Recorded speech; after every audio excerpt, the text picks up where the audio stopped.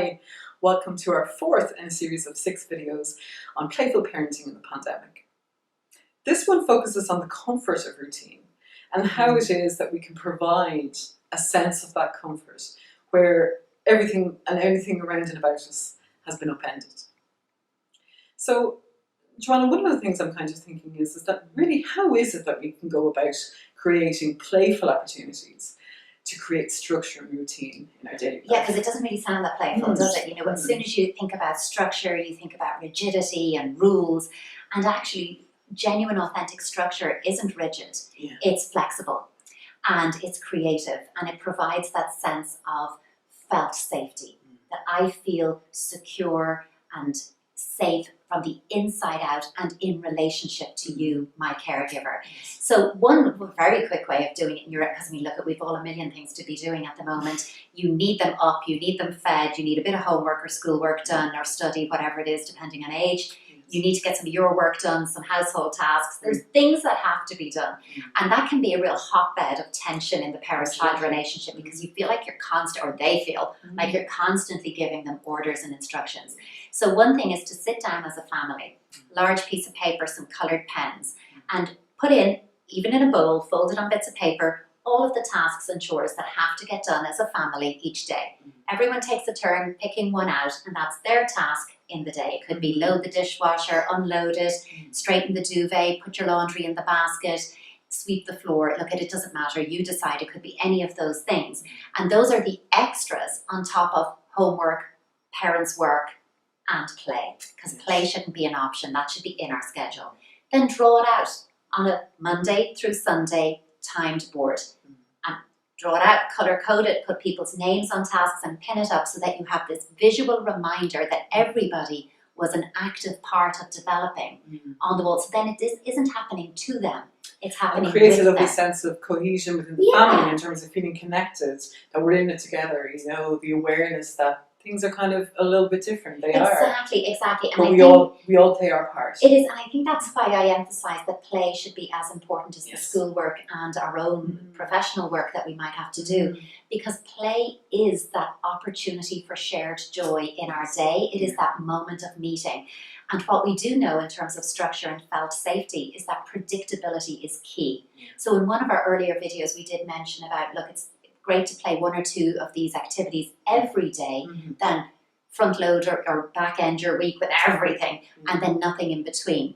And one of the ways, I mean, I use 15 minutes, but you can obviously do longer if you've time, but really it's that visual piece of, for this amount of time, I'm yours, you're mine, we're together, and we are going to mindfully connect and play, and you structure that time.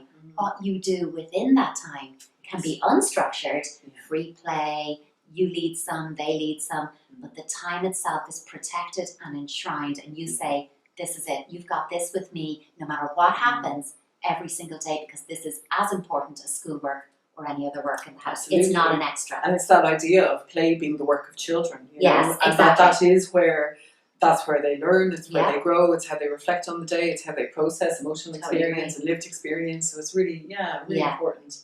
Yeah. So Joanna, with the best will in the world, you know, there's a lot going on at home.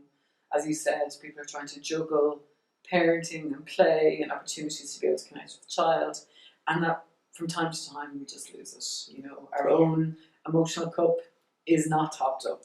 We're running on empty.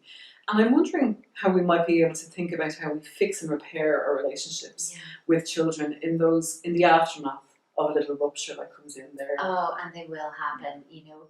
And rupture is not a problem in a relationship, particularly between a secure relationship between parents and children. In fact, ruptures happen many times a day in every single person's home. So everybody exhale, it happens in everyone's home.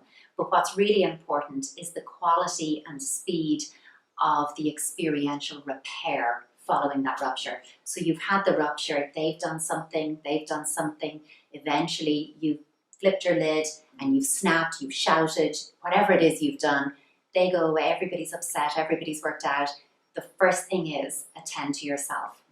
Take 10, 15 minutes and center yourself, get some air, change the field of vision to reset your own overstimulated, frazzled brain. And the quickest way to do that in these times is to simply look out a window.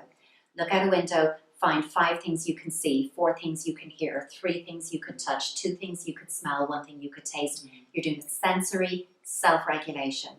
When you can feel that you've cooled down enough, you go find your child and you acknowledge what's happened. You know, things got out of control there. My feelings got big, your feelings got big, and when feelings get big, they tend to get loud. And we shouted at each other, and it wasn't very nice, and I'm sorry about that. And if they want to say sorry, great, but don't make that a rule. You know, take responsibility for our own part. And then once you've done that, I think it's about doing the repair. So get quite quickly into a play activity. I like, and we often have these lurking around the drawers at home from birthday parties, you know, a few rogue balloons around the house, and if you do, great. So what you're going to do is blow up a balloon, and you might have a child who isn't quite there yet. They're still a bit angry with you or touchy with you. And so in a doing way, you're going to blow up this balloon, hold it out from your body. I'll actually get you to do it, I think, Janet. It's a punch bag, okay? And on my cue, you were going to punch. So I'm going to do green light, red light for this, a bit of impulse control so it doesn't get too out of control either. Green light. You punch, punch, punch the balloon. All those angry feelings getting punched out. Red light. Green light. And red light. So we go, stop, go, stop. Then once we've done that, immediately without pause, this time I'm going to toss the balloon in the air and we're going to work together to keep it in the air. And I'm going to structure this piece by saying, let's just use the flat palms of our hands. We do this over and back, and the object is to keep it up, not score points on each other. Change the structure. Use your pointer. Use your thumb. Maybe your fist.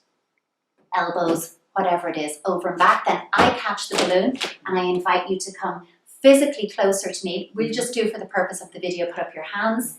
We keep the balloon between our bodies and we take it for a walk. So I'm going to structure this. We're going to walk this way, that way, turn in a circle, 2 steps, 3 steps, whatever it might be. Change the body parts. You might do tummy to tummy. You might do shoulder to shoulder, but the balloon stays between bodies. And why that's good is it's bringing you into closer proximity to me physically, but it's not the hug. But we are getting that pressure touch-based input, which is regulating and repairing. And that's really nice sequence of play with balloons. Equally, you could, I'm going to throw in an extra one here, take a cotton ball and take something like fans. If you don't have these, don't worry, take a sheet of A4 paper and fold it over, back, over, back, over, back, and make a fan. And all we're going to do is pass the cotton ball over and back to each other. I'm going to move this so maybe you get a better angle, and it's cotton ball pass. And if it falls off the table, you don't worry, you just pick it up and go again. Pass it back. Then I waft it this way. And this is, look, in other ways you could just blow this over and back, but in the current times we're living in, this is a more pandemic friendly way of doing cotton ball blow. So there's no end of games. What we're basically saying is that using play is the best, most effective way to have that meaningful moment of meeting in repair and get us back on track.